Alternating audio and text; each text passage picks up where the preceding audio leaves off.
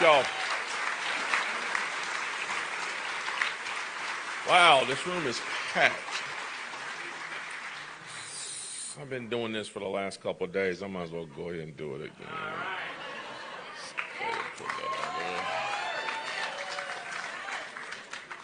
So, very first thing we're going to do, as always, we're going to thank our Lord and Savior, Jesus Christ, for giving us a health and strength and making everything that we have in this nation possible.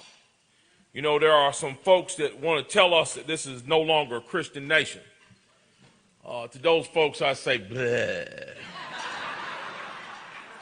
You have no idea what you're talking about. You can't see what is painfully obvious in front of you.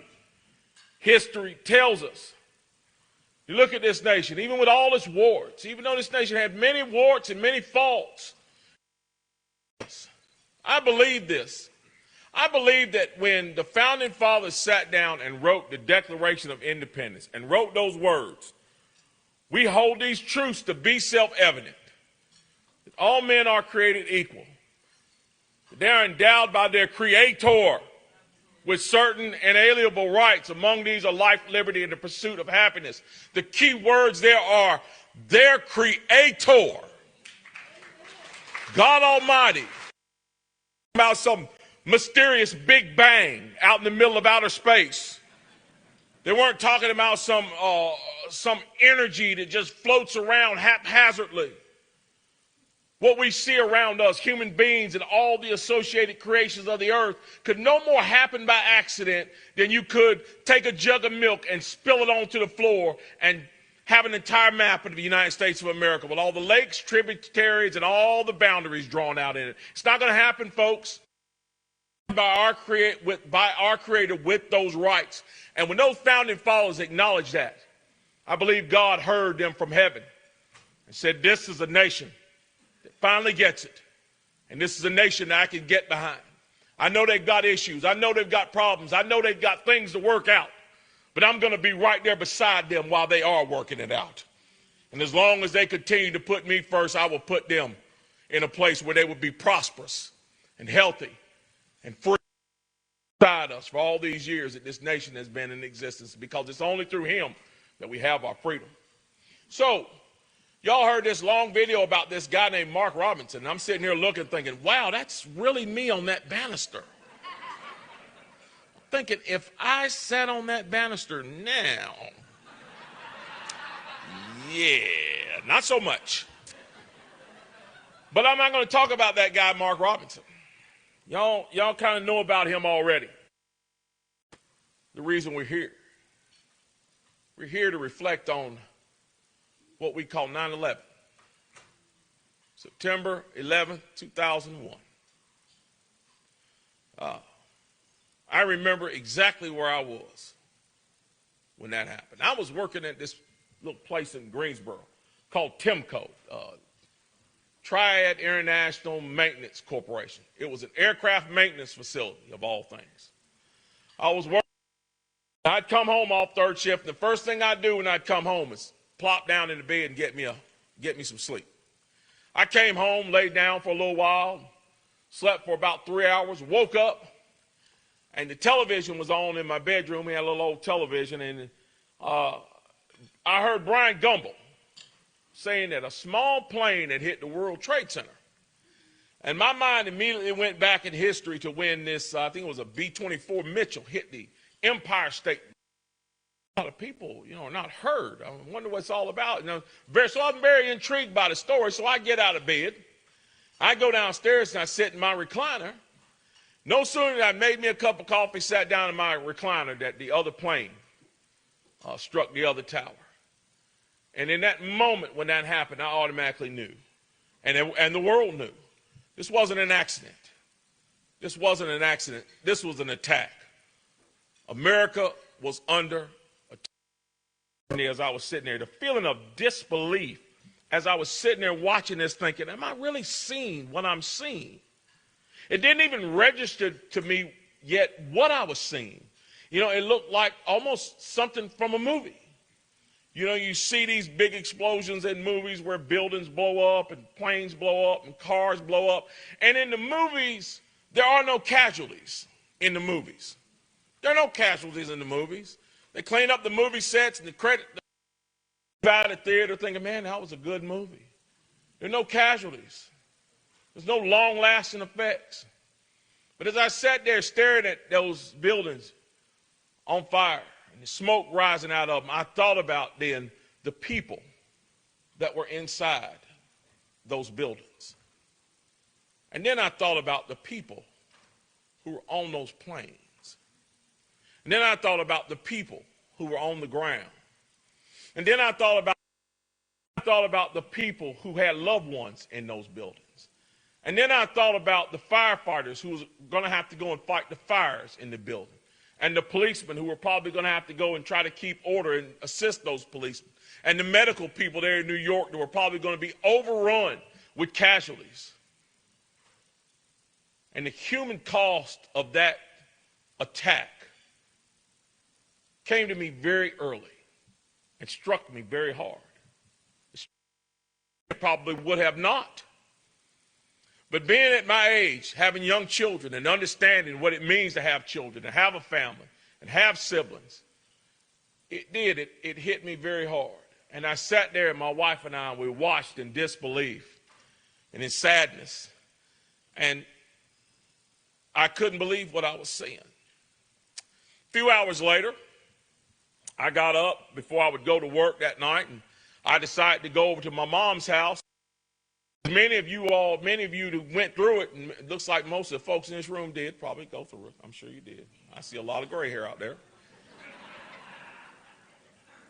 You know, we were all concerned about our relatives because we had no idea what was going on.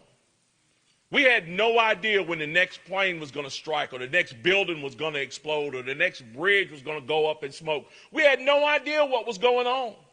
I can remember actually driving to my mother's house on the highway. Is this thing going to blow up? Is the bridge going to collapse? Is downtown Greensboro going to get attacked? No one knew what was going to happen. What was going to happen? But I can remember distinctly getting to my mom's house, and it started early. The radio stations were reporting on these things, and in between the reports, the radio stations had already started to play patriotic music. The oldie station, 93.1, which I had my dial set to all the time, was constantly updating on what happened, and in between, trying to lift people's spirits. And I can remember sitting in front of my mother's house. The song came over the radio that I'd probably heard 100 times before by Ray Charles, America the Beautiful. And that song starts with the second verse, not the first verse. And I never understood why Ray Charles started that song with that second verse until that day. For those of y'all that don't know how that second verse goes, it goes like this. It's in liberating strife, who more than self their country loved, and mercy more than life. America, America, may God thy goal refine, till all success be nobleness, and every gain divine. And I sat there and I listened to that song with tears in my eyes because I understood that verse finally. See, because I had just left from in front of the television screen watching heroes who proved run toward buildings. They kissed their wives and families goodbye that day and never saw them again. And they didn't do it for fame or fortune or glory or so somebody could look at them like some kind of big shot. They did it because they loved their neighbors. They did it because it was the right thing to do. They did it because they had an honest compulsion to do so. God had placed in those men and women something that if this building catches on fire right now, I'm going to the exit. And I'm sure most of you all are going to the exit. But there is a breed of men and women who, when they see danger, they run towards it. And on 9/11, we saw that in spades. I can remember hearing the first reports of how many firemen were lost, how many policemen were lost, how many other, and it was heartbreaking. But at the same time, it was inspiring. Think about those folks who were there for that bigger cause. They were there for their neighbors. And so that day taught us a lot of things. Taught us a lot of things. Number one thing it taught us is that freedom is not free. A lot of people who have forgotten that phrase, freedom is not free, came right home to them. Everybody around the world doesn't like the fact that you're free. Everybody around the world, some folks around the world would be appalled to terrorism because in America, a female can be a police chief. They wouldn't like that. They would be inspired to rage against us because we have enough confidence in women in this country to hand over the reins of the police department to them. What gender you are. Not about what color you are. It's not about any of that. It's about what kind of job you do, what kind of dedication you have. And in this country, that's what we do. And so we learned on that day that freedom isn't free. And if you want to keep your freedom, you're going to have to fight for it. One of the greatest things we saw after that is this. 9/11 didn't see too many people. Saw a whole lot of people running out, going down the Red Cross to give blood. Saw a whole lot of people running down to police agencies and fire agencies and saying, how can I volunteer? How can I help? What can I do? And we had a whole lot of young men and women that ran down to the induction center and said, I don't know who did this, but I'm ready to sign up to go fight to find them and bring them to justice. What we do as Americans, the terrorists who blew up those buildings on 9/11, they had the same mindset as the Japanese who dropped them bombs on Pearl Harbor. Pearl Harbor, those Japanese, they'd been over here looking at us already, and they said, those Americans are fat and lazy and undisciplined. Have you seen that photograph with them holding the turkey? Do you see how nice they look? Those folks won't fight us. We're a disciplined fighting force. We've been dropping a few bombs on them, and those lazy sods will give up. They'll throw their hands up and ask Sue for peace. They're not fit to fight. I like a joke a comedian said one time about that. He said, the Japanese bombed Pearl Harbor because they've been looking at Norman Rockwell pictures. But they forgot about that kid they had locked down in the basement in Alabama down there. He's down there just waiting for his chance to come out of there and wreak havoc on somebody. Americans do. We don't back down. We don't shrink in the face of trouble. We don't say, oh, no, I got to go find a safe space and hide. Now, that's what CNN would have you believe. That's what ABC would have you believe. But the truth is much different. And so we learned that freedom is not free, and we learned that Americans will run the trouble to preserve that freedom. Another thing we learned in 9/11 is this. Whether it be a hurricane, whether it be a tornado that destroys a city, or whether it be terrorists that blow up the Twin Towers, when trouble comes, there's a couple of things that go out the window. Here it is. On 9/11 and on 9/12, there wasn't no Republicans, there wasn't no Democrats, there wasn't no liberals, there wasn't no conservatives, Jewish, there wasn't no Christian. It was Americans who came together. Americans come together in times of trouble. No matter when it is, we come together in times of trouble. I was at another event, and I mentioned this old song by Charlie Daniels. It said, years ago it came out, it says, we may have done a little bit of fighting amongst ourselves, but you outside people, you best leave us alone. Sure, we have divisions. Sure, we have disagreements. Sure, we have things we are diametrically opposed to politically. But when trouble comes, we are all Americans. And you best believe, no matter who you are, if you threaten our freedom, we'll come together and we'll defend that freedom. That came home to us on 9/11.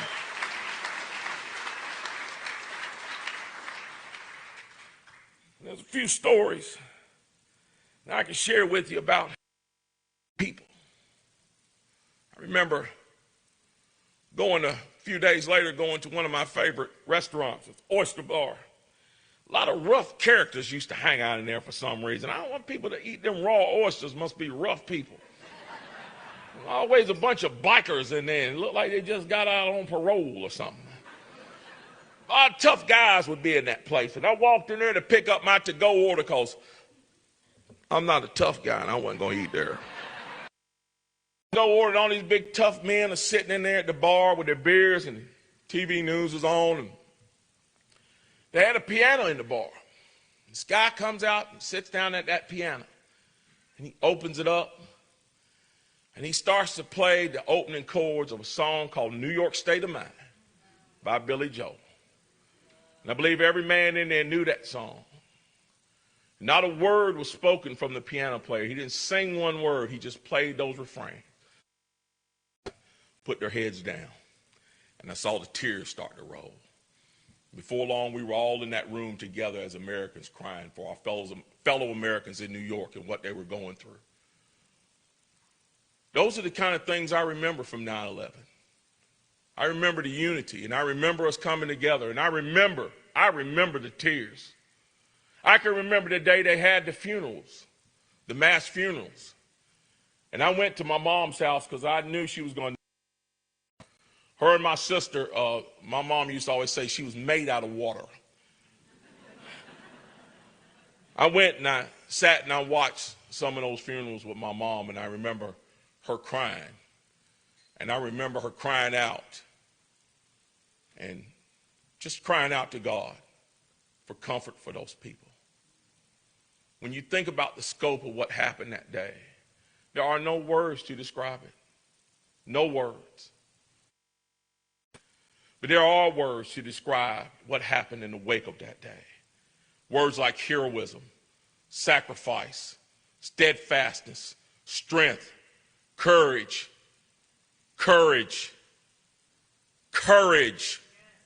a supreme courage. I cannot imagine being in a building that is collapsing and you know it's collapsing and you refuse to leave because you have got to save. Where does that type of courage come from? Where does that type of strength come from?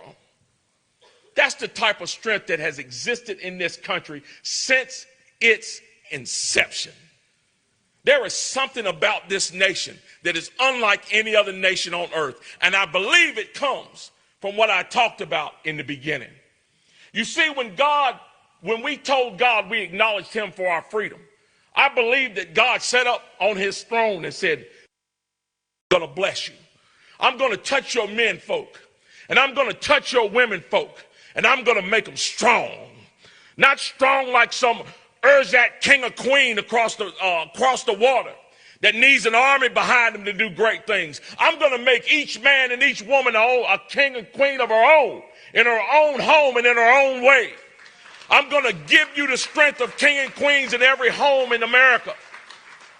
And we see that now. We've seen it since then. We have seen it since then, all the way up to and including the 13 young people that we lost in Afghanistan to a terrorist attack. And I think about those young men and women. It is incredible to me to think, I'm 53 years old. I've had 30 wonderful years with my wife. I have 2 wonderful adult children. I have 2 grandchildren that I would kill for. Those young people are never going to have that. Never going to have that on earth. And why? Because they died protecting mine. And they died protecting yours and you. They gave up all of their tomorrows for your todays and your tomorrows. And they are to be honored. They are to be honored. Do you hear me, Joe Biden? They are to be honored.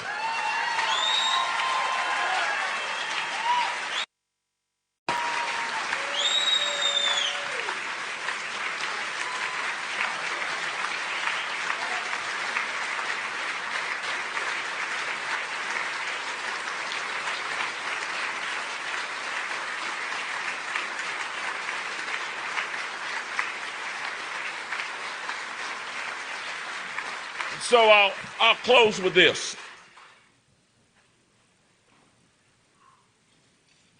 Reflect today. Reflect not in sadness. Reflect in thanksgiving. Reflect in thanksgiving. Thank God that you live in a nation that has been blessed with men and women who will stand up and fight against our enemies. Thank God that we live in a nation when at the worst of times Americans are at their best. And thank God for that freedom. Thank God for that freedom.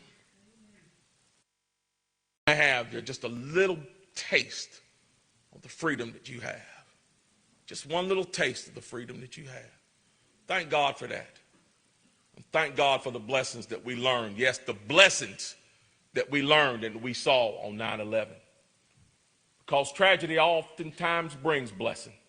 In the strangest way, my mom used to say all the time, the Lord works in mysterious ways. And he sure does. He sure does. After 9/11 happened, when it hadn't been. For me, in many ways, the world has been better. Because I finally understand what freedom really means and how valuable it is. And how blessed we are to have people who will hold on to that freedom, even if it costs them their lives. So let's celebrate, let's reflect, and let's honor the sacrifice of that day and keep that memory alive for future generations. God bless you all. God bless Wake County, and God bless the great state of North Carolina.